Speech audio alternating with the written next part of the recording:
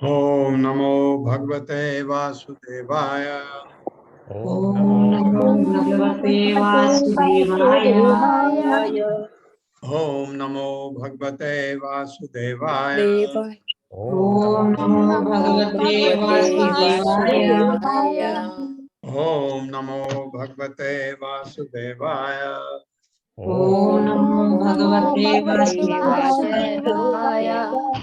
नारायणं नमस्कृत्य नारायणं नमस्कृत्य नरं चैव नरोत्तमं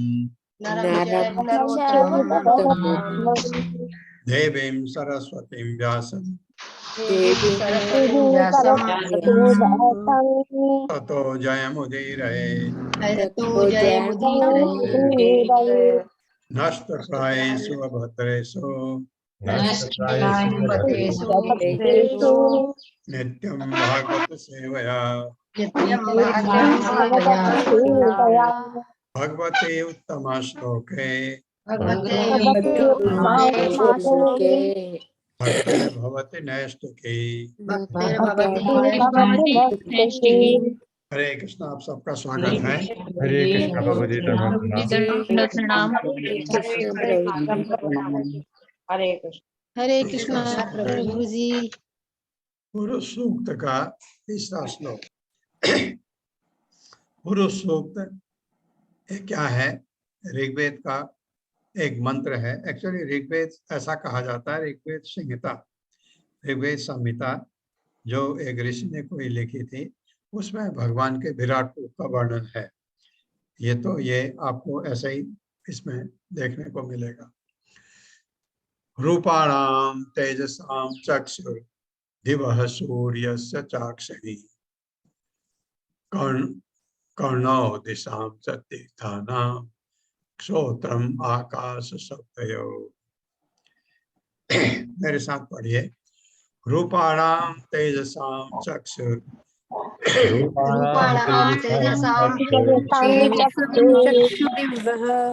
दिवः सूर्यस्य चाक्षिणी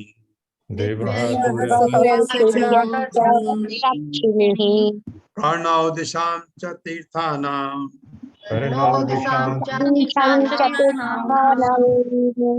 श्रोत्रम आकाश शब्दयो।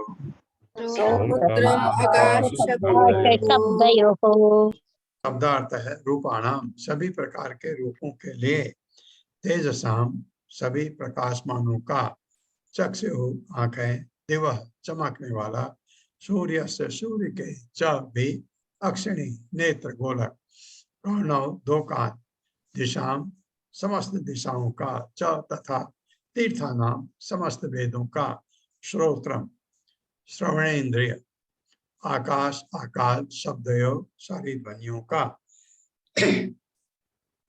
उनके नेत्र सभी प्रकार के रूपों के उत्पत्ति केंद्र हैं।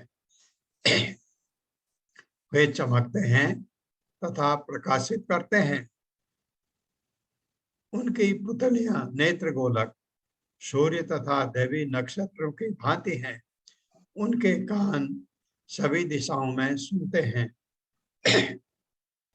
और समस्त वेदों को ग्रहण करने वाले हैं। उनकी श्रवणेन्द्रिय आकाश तथा समस्त प्रकार की ध्वनियों के उद्गम हैं। मेरे साथ पढ़िए। उनके नेत्र नेत्र सभी प्रकार के रूपों के सभी प्रकार के रूपों के उत्पत्ति केंद्र हैं। उत्पत्ति केंद्र है। वे चमकते हैं वे चमकते हैं तथा प्रकाशित करते हैं। प्रकाशित करते हैं। उनकी पुतलियां उनकी पुतलियां यानी नेत्र गोलक नेत्र गोलक सूर्य तथा देवी नक्षत्रों की भांति हैं। सूर्य तथा देवी नक्षत्रों की भांति है। उनके कान सभी दिशाओं में सुनते हैं सभी दिशाओं में सुनते हैं और समस्त भेदों को ग्रहण करने वाले हैं। और समस्त भेदों को ग्रहण करने वाले हैं। उनकी श्रवणेंद्रिय आकाश तथा समस्त प्रकार की ध्वनियों की उद्गम है। तात्पर्य माता माता जी। माता जी हरे कृष्ण प्रभु जी। शील प्रभुपाद की जय। शील प्रभुपाद द्वारा तात्पर्य कभी कभी तीर्थ नाम शब्द की व्याख्या तीर्थ स्थलों के रूप में की जाती है, किंतु शील जीव गोस्वामी का कहना है कि यह वैदिक दिव्य ज्ञान के ग्रहण करने के लिए उपयुक्त है। वैदिक ज्ञान के समर्थकों को तीर्थ कहा भी जाता है। हरे कृष्ण प्रभु। बिल्कुल सही बात है। वैदिक ज्ञान के जो समर्थक हैं, मतलब आप भगवान के जो परम भक्त हैं, वो उनको भी तीर्थ कहा जाता है, क्योंकि वो जहां जाते वहां तीर्थ बना देते हैं।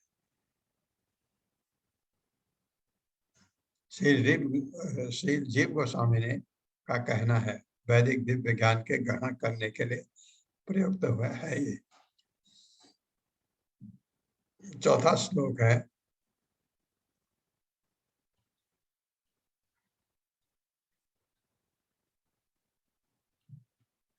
तद्गात्रं वस्तु साराणां सौभगस्य च भाजनम् स्वग अस्य स्पर्श वायुश्च सर्वमेधस्य चैव हि। तद्गात्रं वस्तु साराणां सौभगस्य च भाजनम् स्वग अस्य स्पर्श वायुश्च सर्वमेधस्य चैव हि। मेरे साथ पढ़िए। तद्गात्रं वस्तु साराणां भगस्य च भाजनम् भगस्य स्पर्श वायुश्च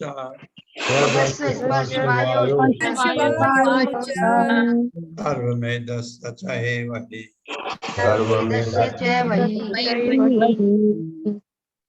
शब्दार्थ है तत् उसका, गात्रम शरीर, वस्तु साराणाम सभी वस्तुओं के सार का। ये विराट रूप का वर्णन हो रहा है। सौभगस्य समस्त शुभ अवसरों का च तथा भाजनम उत्पादन केंद्र त्वचा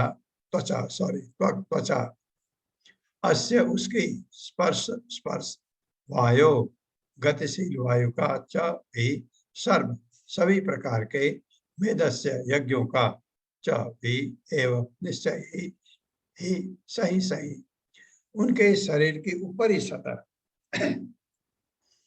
सभी वस्तुओं के सार एवं समस्त शुभ अवसरों की जन्मस्थली है। उनकी त्वचा गतिशील वायु की भांति सभी प्रकार के स्पर्श का उद्गम तथा समस्त प्रकार के यज्ञों को संपन्न करने का स्थान है। मेरे साथ पढ़िए। उनके शरीर की ऊपरी सतह सभी वस्तुओं के साथ एवं समस्त शुभ अवसरों की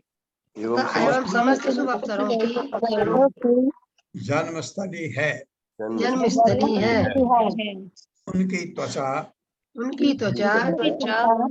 गतिशील वायु की भांति सभी प्रकार के स्पर्श का सभी प्रकार के प्रकार स्पर्श के का उद्गम उद्गम तथा सभी प्रकार के यज्ञों को तथा सभी प्रकार के यज्ञों को संपन्न करने का स्थान है। संपन्न करने का स्थान है। तात्पर्य श्री कृष्ण। अनीता खंडेलवाल माता जी। हरे कृष्णा प्रभु जी, हरे कृष्णा माता जी। श्री शील प्रभुपाद द्वारा शील प्रभुपाद की जय।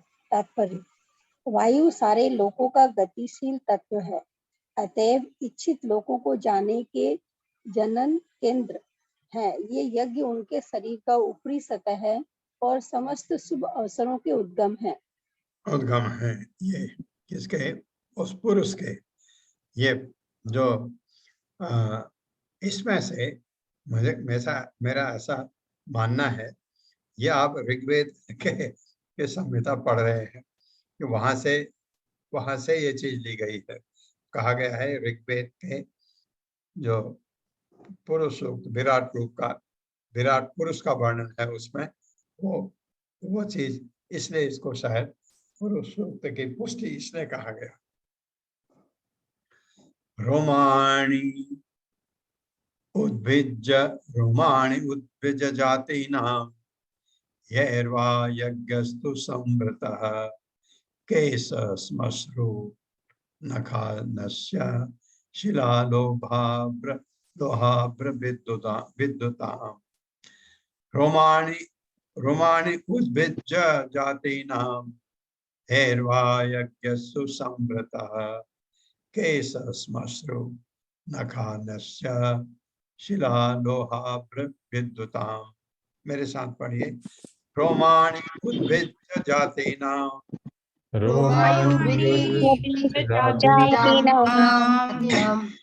यैर्वा यज्ञस्तु संवृतः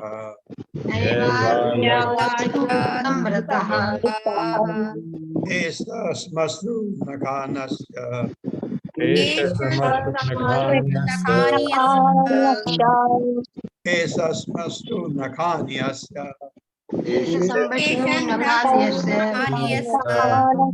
शिलालोहाभ्रविद्युताम्।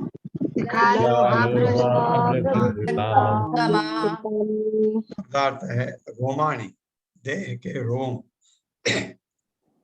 उद्भिज वनस्पति, जाति नाम जातियों का, यह जिसके द्वारा वह या यज्ञ तो लेकिन समृतः विशेष रूप से सेवित, केश बाल, श्मश्रु मूछें, नखानी नाखून, अस्य उसका, शिला पत्थर, लोह लौह अयस्कों, अभ्र बादल, विद्युताम बिजली, उनके शरीर के रोम, विराट रूप के रोम कहा जाता है ना, जो आप जंगल में पेड़ पे देखते हैं आपके, उनके शरीर के रोम कहे जाते हैं। उनके शरीर के रोम समस्त प्रकार की वनस्पति के कारण, विशेष रूप से उन वृक्षों के जो यज्ञ की सामग्री अवयव के रूप में काम आते हैं। यज्ञ में कुछ लकड़ी काम आती है, जैसे आम की लकड़ी है या पीपल की लकड़ी है, ये यज्ञ में काम आती है। तो यज्ञ की सामग्री उनके रूप में काम आते हैं वो वृक्ष, सारे वृक्ष, लेकिन वो वृक्ष भी जो उसमें काम आते हैं। उनके सिर तथा मुख के बाल बादलों के आकार है, उनके नाखून बिजली, पत्थरों तथा लौह और के उद्गम स्थान है। ऐसे हैं विराट रूप। मेरे साथ पढ़िए। उनके शरीर के रोम समस्त प्रकार की वनस्पति के कारण हैं। समस्त प्रकार की वनस्पति के कारण है। विशेष रूप से उन वृक्षों के जो यज्ञ सामग्री के रूप में काम आते हैं, अवयव के रूप में काम आते हैं। उनके शरीर तथा मुख के बाल, उनके सिर तथा मुख के बाल बादलों के आकार हैं। बादलों के आधार है।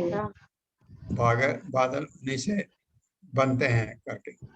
और उनके नाखून और उनके नाखून बिजली बिजली पत्थरों पत्थरों तथा लौह अयस्कों के तथा लौह वस्तुओं के उद्गम स्थल हैं। उद्गम स्थल है। हाँ, तात्पर्य माता जी। हरे कृष्णा अत्रि माता जी। हरे कृष्णा। भगवान के तात्पर्य शिल प्रभुपाद के जय। शिल प्रभुपाद के द्वारा भगवान के चमत्कार नाखून बिजली उत्पन्न करते हैं और सारे बादल उनके सिर के बालों पर टिके रहते हैं। अतएव भगवान के शरीर से जीवन की सभी प्रकार की आवश्यक वस्तुएं एकत्र की जा सकती है। इसीलिए वेद इसकी पुष्टि करते हैं कि भगवान समस्त उत्पन्न वस्तुओं के कारण है। भगवान समस्त कारणों के परम कारण है। परम कारण है। हरे कृष्ण। हरे कृष्णा माता जी। ये जो आपका पूरा भौतिक जगत है, ब्रह्मांड है, ये विराट रूप का के शरीर के अलग अलग पार्ट है।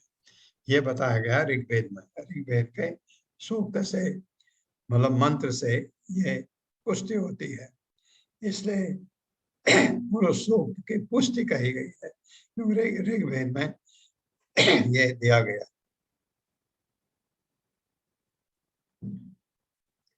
छठा श्लोक है, बाहवो लोकपालानां प्रायसः क्षेम कर्मणाम्।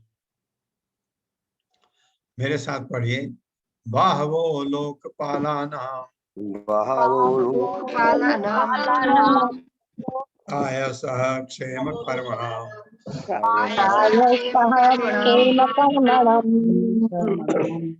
एक ही लाइन का है, ये आपको लग रहा होगा कि एक कैसे हर जगह दो दो लाइन दिए हैं, क्योंकि ऐसा लग रहा है तो श्लोक पूरा है ही नहीं है। हरे कृष्णा।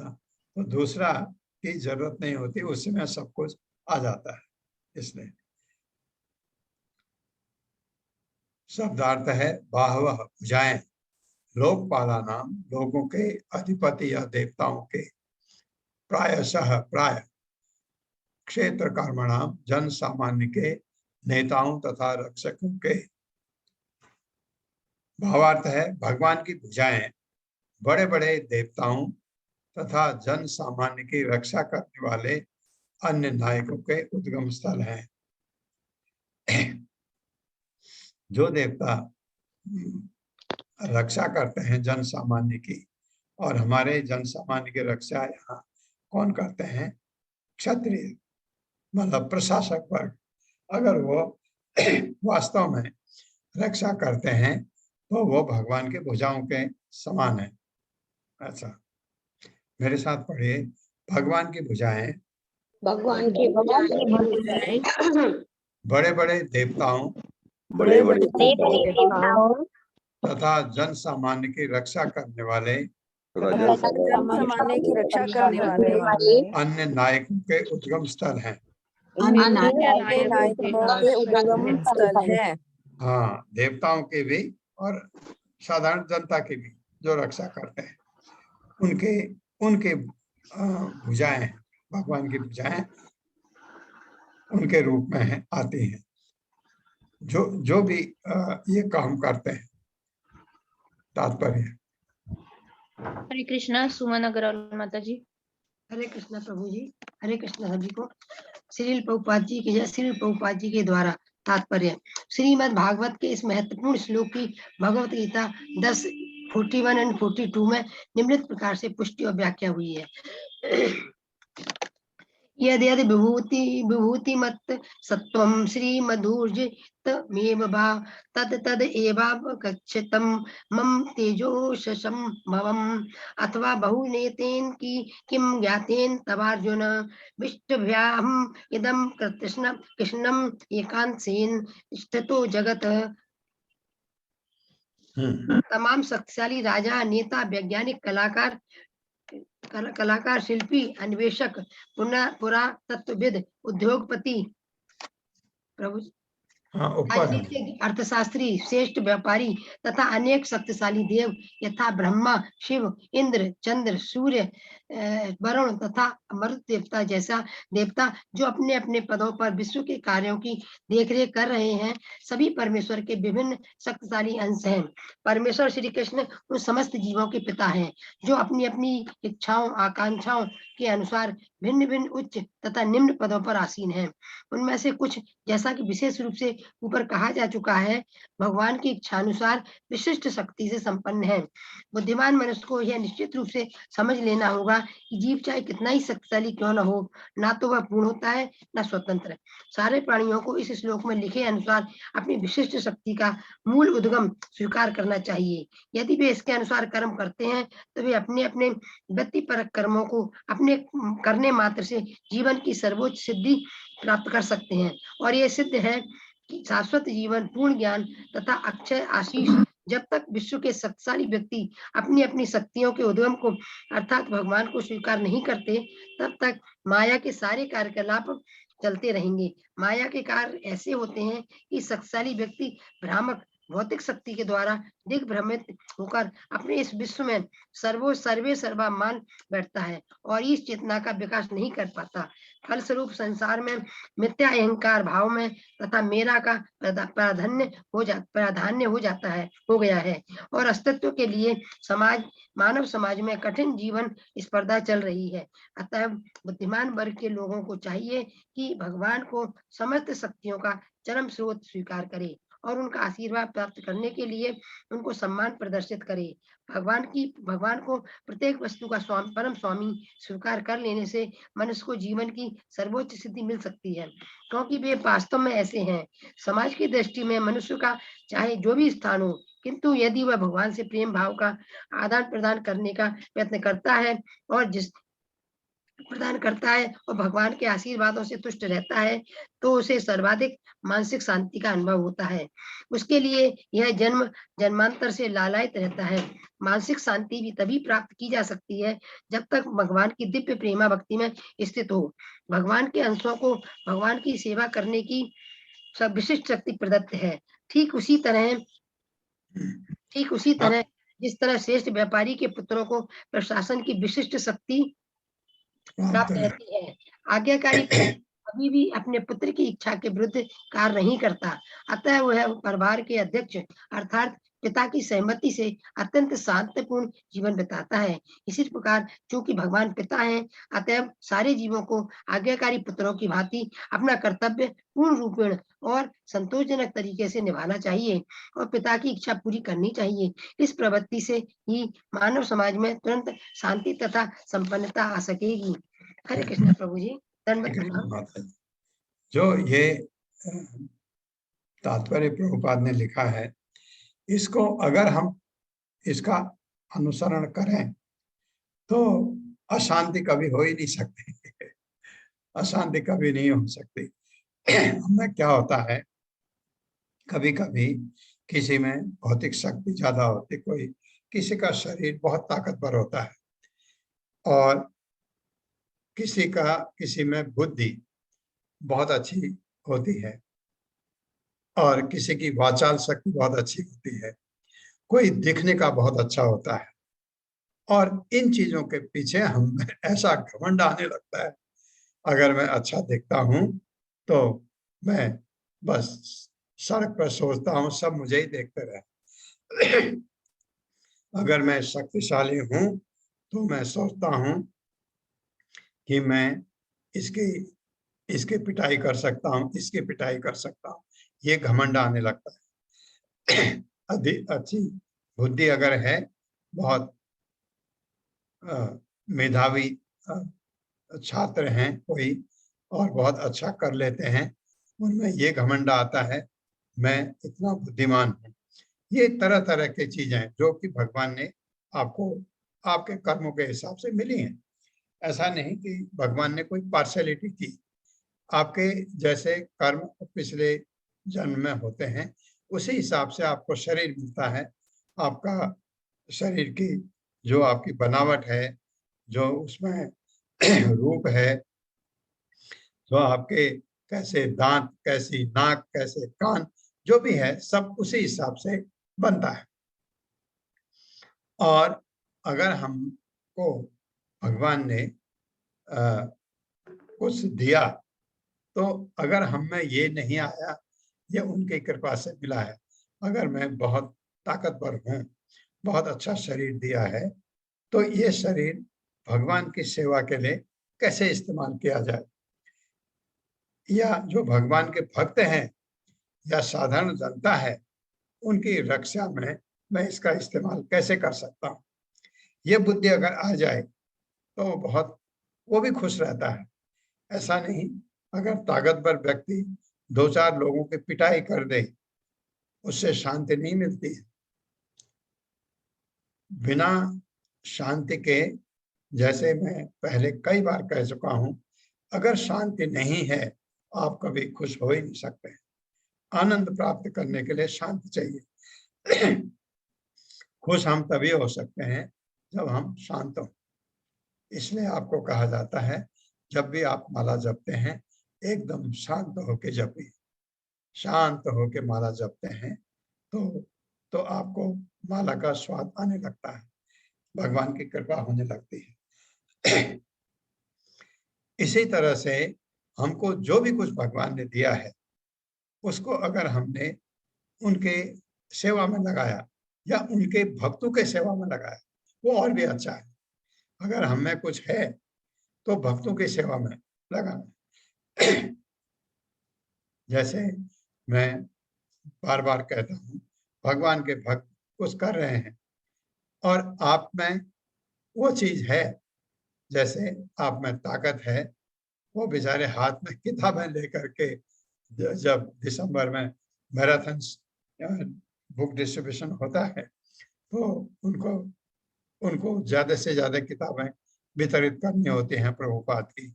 मदद करिए अगर आपके हाथों में बल है। अगर आप ज्यादा लोगों को जानते हैं, जो आप जिन पर आपका प्रभाव है, उनको विनती करिए, किताबें ले लीजिए। कोई किसी भी किस्म से भगवान के भक्त की सेवा करिए। भगवान को सीधे सेवा करना आपके लिए इतना सरल नहीं है अगर आप भक्ति में नहीं है। तो ये करिए। ऐसा करके कोई भी चीज उसमें अगर लगाते हैं, आपको शांति रहती है। शांति जब प्राप्त, शांति आप किसी के अपने शक्ति का प्रदर्शन करने से शांति नहीं आती। शांति है वो शक्ति जो आपको दी है, उसको कैसे आप भगवान की सेवा में लगा दें या भगवान के भक्तों की सेवा में लगा दें। कोई भी चीज, आपके पास बहुत अच्छी बुद्धि है, बहुत अच्छी बुद्धि है, उस बुद्धि का इस्तेमाल करिए, क्योंकि आप भगवान के ये भगवत गीता भागवतम के श्लोक याद कर सकते हैं, बहुत अच्छी तरह पढ़ सकते हैं। उनको पढ़ करके समझिए और प्रभुपाद को फॉलो करके, जैसे प्रभुपाद ने बताया है, अपनी तरफ से नहीं, अपनी तरफ से बोलेंगे अपराध हो जाता। ये गुरु शिष्य परंपरा है। जो प्रभुपाद ने कहा है उसमें अपनी तरफ से कुछ जोड़ना नहीं है। ये अवश्य है, कहीं पर आप समझाने के लिए कोई उदाहरण दे दें, समझाने के लिए कोई चीज इस्तेमाल करें, वो अलग बात है।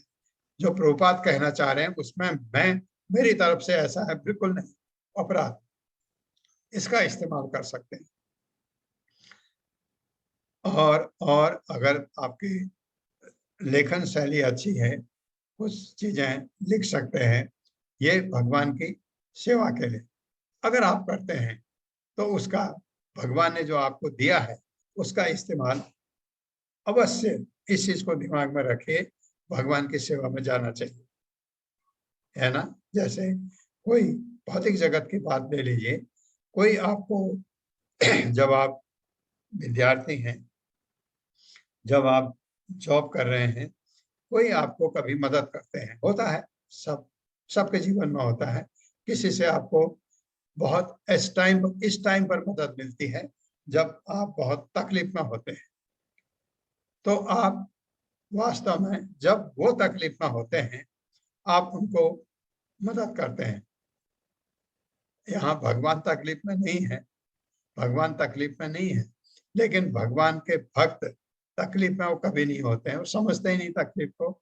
लेकिन आपको लगता है इनको मदद की जरूरत है, वहां मदद करिए। तो ये चीज बहुत अच्छा प्रभुपाद ने लिखा है, बहुत अच्छी तरह से।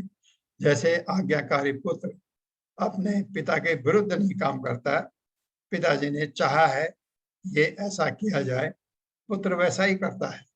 उसी तरह से भगवान के हम पुत्र हैं, सब भगवान के संतान हैं, तो उनके लिए हम, जैसे आपको लगता है आपके माँ बाप ये चाहते हैं, आप अवश्य करते हैं ना। तो उसी तरह से भगवान तो उनके भी माँ बाप हैं, जिनको आप इतना प्यार करते हैं, उनको कैसे इग्नोर कर सकते हैं। इस चीज को, अगर ये चीज सब में आ जाए, आप में, हम में और सब में अगर आ जाए, तो कभी कलह होगा ही नहीं, कभी ये झगड़ा जो बॉर्डर पर झगड़ा होता है, एक देश दूसरे देश से लड़ते हैं, ये होगा ही नहीं कभी। इसलिए प्रभुपाद ने कहा है कृष्ण भावनामृत का जो ये है संगठन का विस्तार करे। यही दुनिया को देखें तो कभी तो दुनिया को अगर ये राज करें ये लोग, राज कौन करेगा? भगवान कृष्ण, हम नहीं। भगवान के भक्त उनसे जो आज्ञा मिलेगी वो करेंगे। ये बहुत अच्छा लिखा है प्रभुपाद ने। 7वां श्लोक है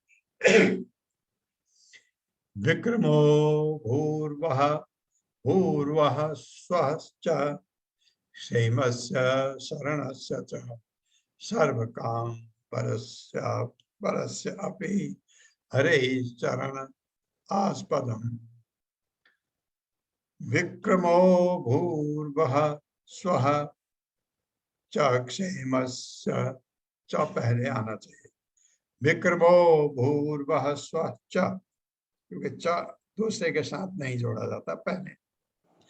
क्षेमस्य शरणस्य च सर्वकाम परस्य अपि हरे चरण आस्पदम्। मेरे साथ पढ़िए। विक्रमो भूर्वः स्वः च विक्रमो भूर्भुवः स्वः च विक्रमो भूर्वः स्वः च विक्रमो भूर्भुवः स्वः च क्षेमस्य शरणस्य च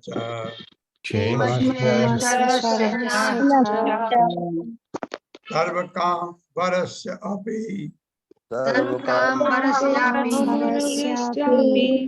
हरे चरण आस्पदम्।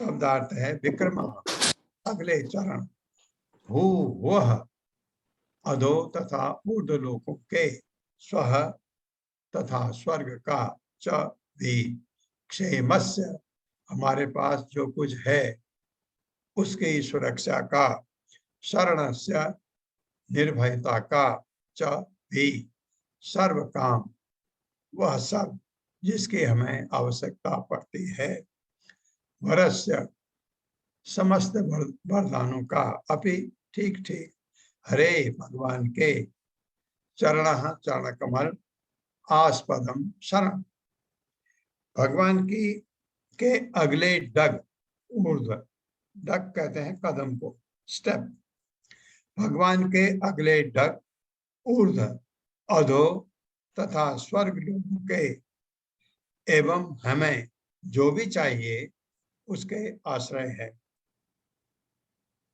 भगवान के कदम या स्टेप, उनके चरण कमल सभी प्रकार के भय के लिए सुरक्षा का काम करते हैं। ये कहा जाता है चरणों पर खाली भक्तों का अधिकार है और किसी का, भगवान के चरणों पर। भगवान के, मेरे साथ पढ़े, भगवान के अगले डग, भगवान के अगले डग, ऊर्ध्व, अधो अधो तथा स्वर्ग लोकों के तथा स्वर्ग तथा लोक स्वर्ग लोकों के एवं हमें जो भी चाहिए एवं हमें जो भी हमें चाहिए जो भी चाहिए उसके आश्रय हैं। उसके आश्रय उसके हैं। आश्रय है। उनके चरण कमल उनके चरण कमल कमल सभी प्रकार के भय के लिए सभी प्रकार के भय के प्रकार के लिए भय के लिए सुरक्षा का काम करते हैं। सुरक्षा का काम करते हैं। हम करते हैं। हाँ, इसमें भगवान के जो भी चाहिए, भगवान के हम उनके चरण जो हैं हमारे आश्रय स्थल है। किसके? भक्तों के। तात्पर्य माता जी। हरे कृष्णा शैला माता जी। हरे कृष्णा माता जी। हरे कृष्ण प्रभु जी। शील प्रभुपाद जी की शील प्रभुपाद जी के द्वारा तात्पर्य सभी प्रकार के भय से पूर्ण सुरक्षा के लिए तथा जीवन की हमारी जितनी आवश्यकता है उनके लिए हम न केवल इस लोक में अपितु ऊर्ध्व अधो तथा स्वर्ग लोक में भी भगवान के चरण कमलों की शरण ग्रहण करनी चाहिए। श्री भगवान के चरण कमलों पर इस पूर्ण निर्भरता को ही शुद्ध भक्ति में सेवा कहते हैं और इस श्लोक में इसका प्रत्यक्ष संकेत किया गया है कि इसके विषय में न तो कोई संदेह होना चाहिए, न किसी को अन्य देवताओं की शरण ग्रहण करने के लिए उन्मुख होना चाहिए, क्योंकि वे सब भगवान पर ही आश्रित है। श्री भगवान के अतिरिक्त प्रत्येक व्यक्ति भगवान की दया पर आश्रित है, यहाँ तक कि सर्वव्यापी परमात्मा तक श्री भगवान के परम स्वरूप पर आश्रित है। हरे कृष्ण माता। हरे कृष्ण प्रभु। हरे कृष्ण। ये सब चीज उनके उन पर आश्रित है। देवताओं की पूजा करते हैं, देवता भी उन पर आश्रित है। किसी देवता आप देखते हैं कभी कभी आप देवी की पूजा करते हैं और देवी एकदम आपको जो चीज मांगते हैं दे देती है। कहाँ से दिया?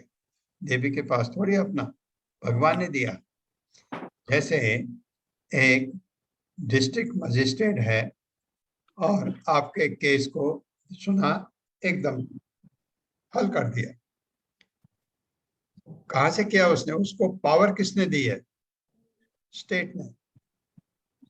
आप ऐसा समझिए कि प्रदेश का जो मुख्यमंत्री है उसको उसकी तरफ से पावर है और मुख्यमंत्री को पावर किसने दी है? आप ये देखिए, तंत्र है ऐसा।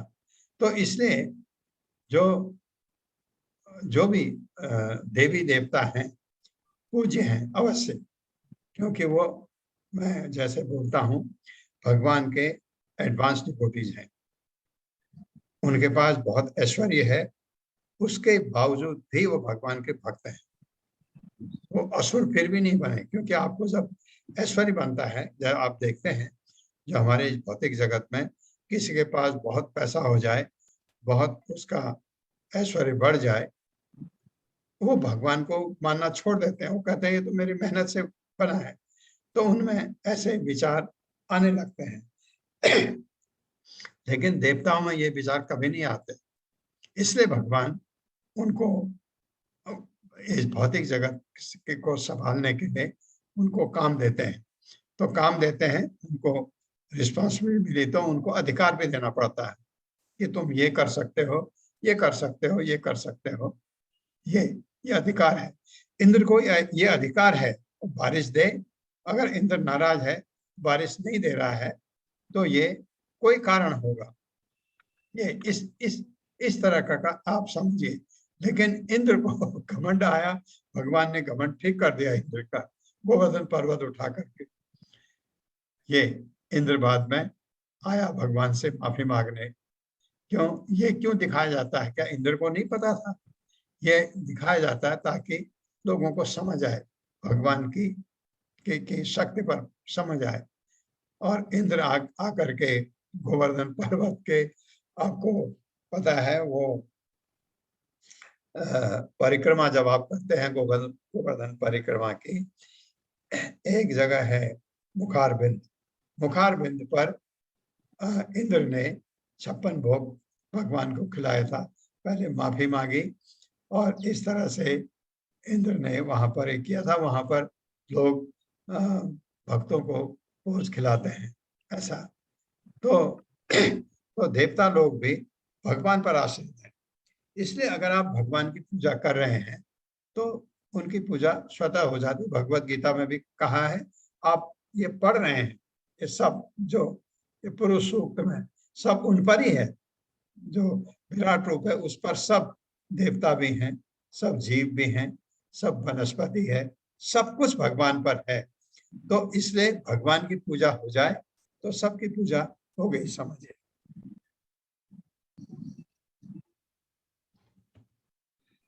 अपां वीर्यस्य सर्गस्य पर्जन्यस्य प्रजापते पुंसः शिश्न उपस्तस्तु प्रजात्या प्रजाति प्रजाति आनंद निर्वृते।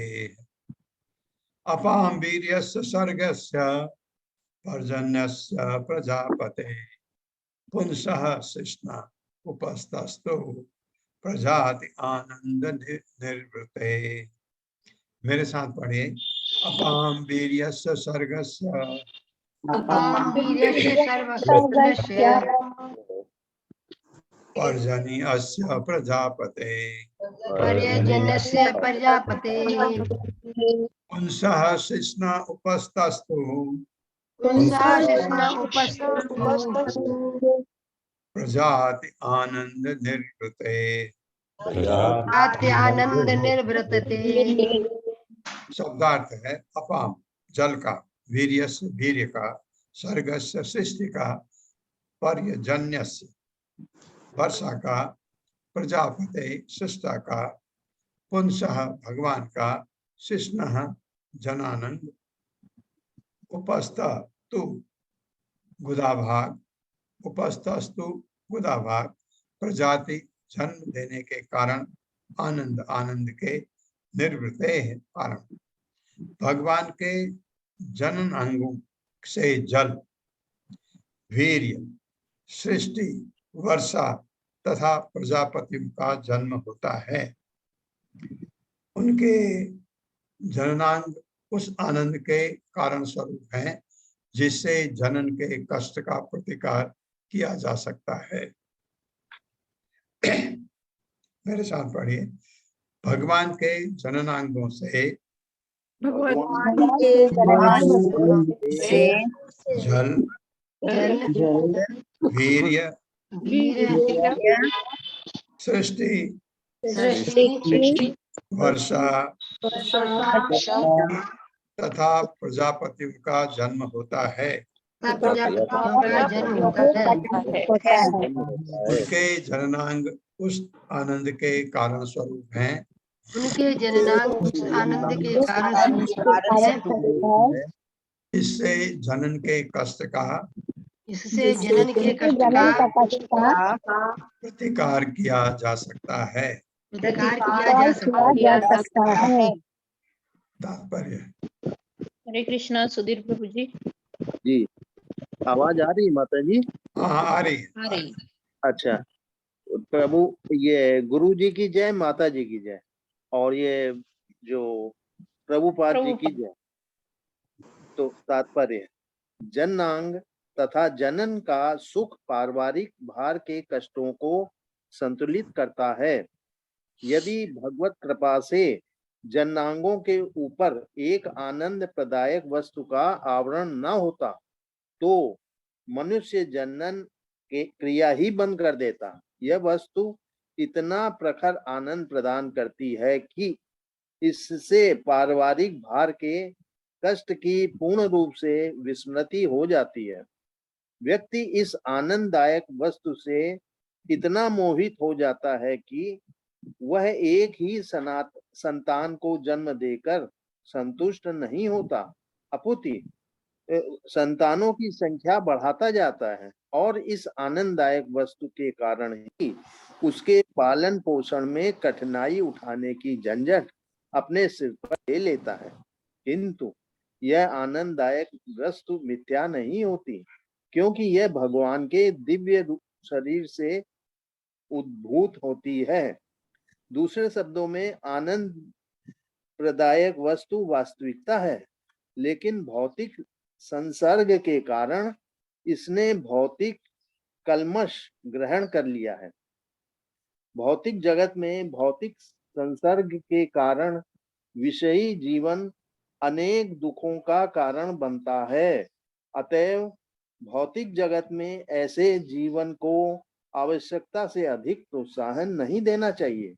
भौतिक जगत में भी संतान उत्पन्न करने की आवश्यकता है, लेकिन संतानोत्पत्ति का कार्य आध्यात्मिक मूल्यों का पूर्ण उत्तरदायित्व निभाते हुए करना होगा। जीवन के आध्यात्मिक मूल्यों को भौतिक जगत में मानव रूप में ही साकार बनाया जा सकता है और मनुष्य को आध्यात्मिक मूल्यों के संदर्भ में ही परिवार नियोजन करना चाहिए, अन्यथा नहीं। संतति निरोधक के उपाय के उपयोग के द्वारा किया जाने वाला परिवार नियोजन अत्यंत घृणित है और भौतिक संदूषण का सर्वाधिक स्थूल रूप है। जो भौतिकवादी इन उपायों का उपयोग करते हैं वे कृत्रिम विधियों द्वारा जन्नांग के ऊपर के आवरण की आनंद शक्ति का पूरा उपयोग करना चाहते हैं और इसके आध्यात्मिक महत्व को नहीं जानते, और आध्यात्मिक मूल्यों के ज्ञान के बिना कम बुद्धिमान व्यक्ति जन्नांगों का उपयोग केवल भौतिक इंद्रिय आनंद के लिए ही करना चाहता है। हरे कृष्णा प्रभु, हरे कृष्णा प्रभु जी। ये जो आनंद आपको बताया गया है, ये कितना आपको इसका उपयोग करना है, जितना आपको जरूरत है, प्रभुपाद कह रहे हैं। इसके पीछे लोग पागल होके बहुत गलत गलत काम होते हैं। ये चीज को भगवान ने क्यों दिया? ये आनंद जो आप लेते हैं, क्योंकि आप जो है संतानोत्पत्ति हो सके, उसका ये मतलब नहीं है कि इसके पीछे लोग पागल होके बहुत गलत काम होते हैं। इस चीज को बहुत अच्छी तरह से समझ के करना चाहिए, ये प्रभुपाद बता रहे हैं। 9वां श्लोक है, पायुर्यम अस्य मित्रस्य परिमोक्षस्य नारद हिंसाया निर्हृतेर्मृत्योर्निरयस्य गुदं स्मृतः। पायुर्यम अस्य मित्रस्य परिमोक्षस्य नारद हिंसाया निर्हृतेर्मृत्योर्निरयस्य गुदं स्मृतः। मेरे साथ पढ़िए। पायुर्यम अस्य मित्रस्य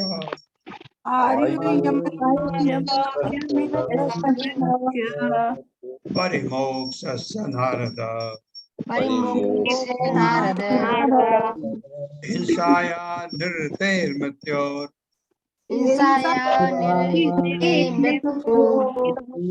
निरयस्य गुदं स्मृतः।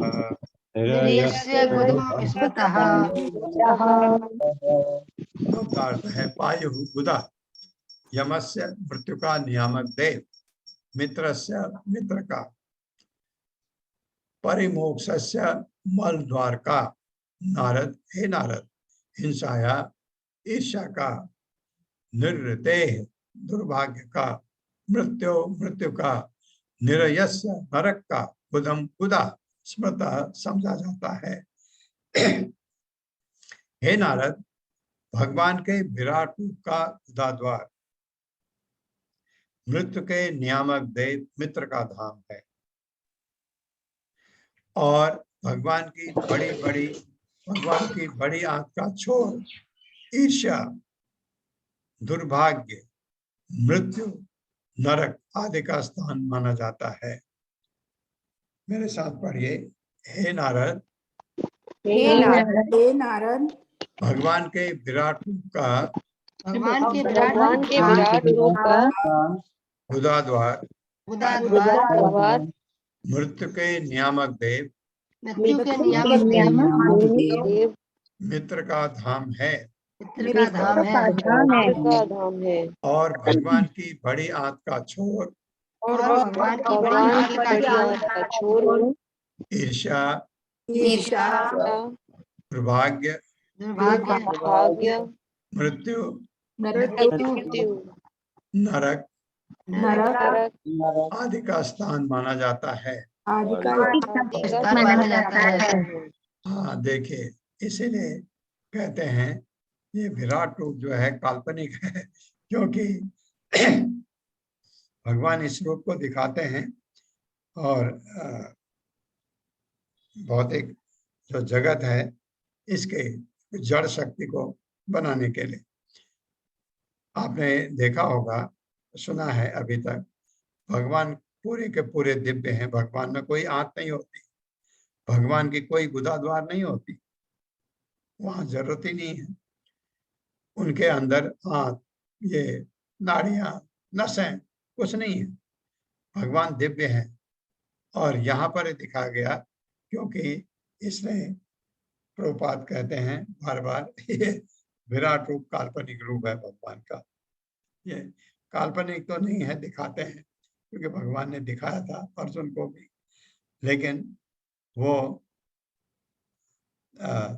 भगवान का वास्तविक रूप जो है वो पूर्ण दिव्य है।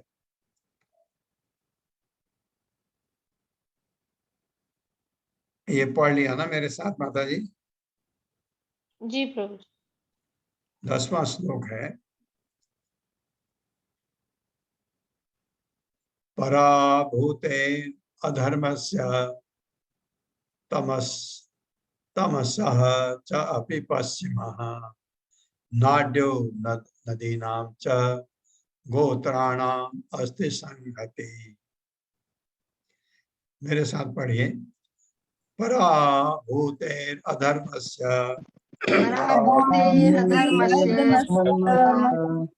तमसः च अपि पश्चिमः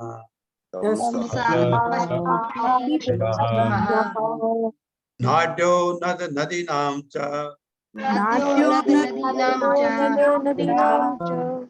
गोत्राणाम अस्ति संहतिः।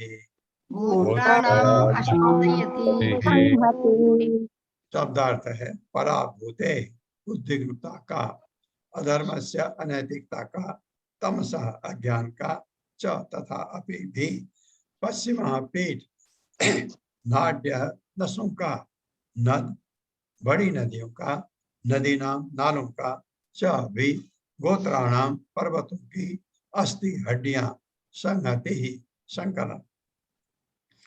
भगवान की पीठ समस्त प्रकार के उद्विग्नता तथा अज्ञान एवं अनैतिकता का स्थान है। भगवान का मतलब विराट रूप। उनकी नसों से नदियां तथा नाले प्रभावित होते हैं और उनकी हड्डियों पर बड़े बड़े पहाड़ बने हैं। मेरे साथ पढ़िए, भगवान की पीठ समस्त प्रकार की उद्विग्नता तथा अज्ञान एवं अनैतिकता का स्थान है।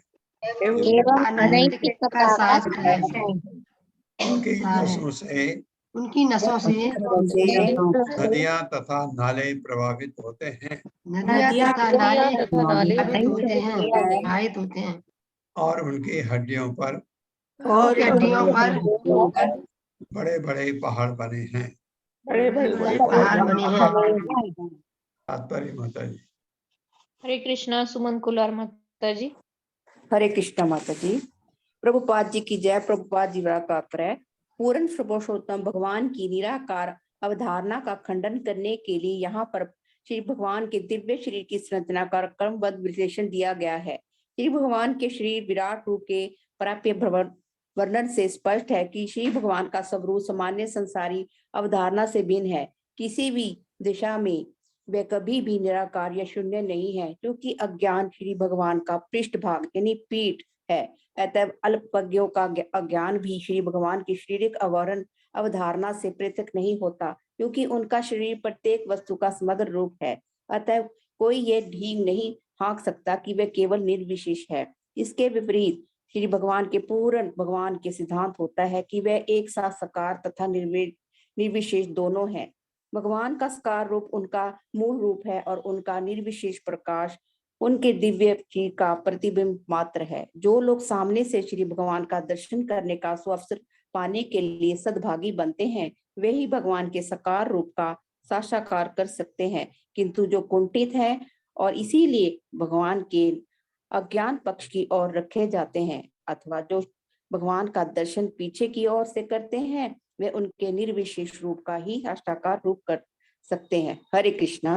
हरे कृष्ण माता जी। हरे कृष्ण। ओम अज्ञानतिमिरान्धस्य ज्ञानाञ्जन शलाकया चक्षुरुन्मिलितं येन तस्मै श्री गुरुवे नमः। नमः विष्णुपादाय कृष्णपृष्ठाय भूतले श्रीमते भक्तिवेदांत स्वामिनिति नामिने। नमस्ते सारस्वती देवे गौरवाणी प्रचारिणे निर्विशेष शून्यवादी पाश्चात्य देशतारिणे।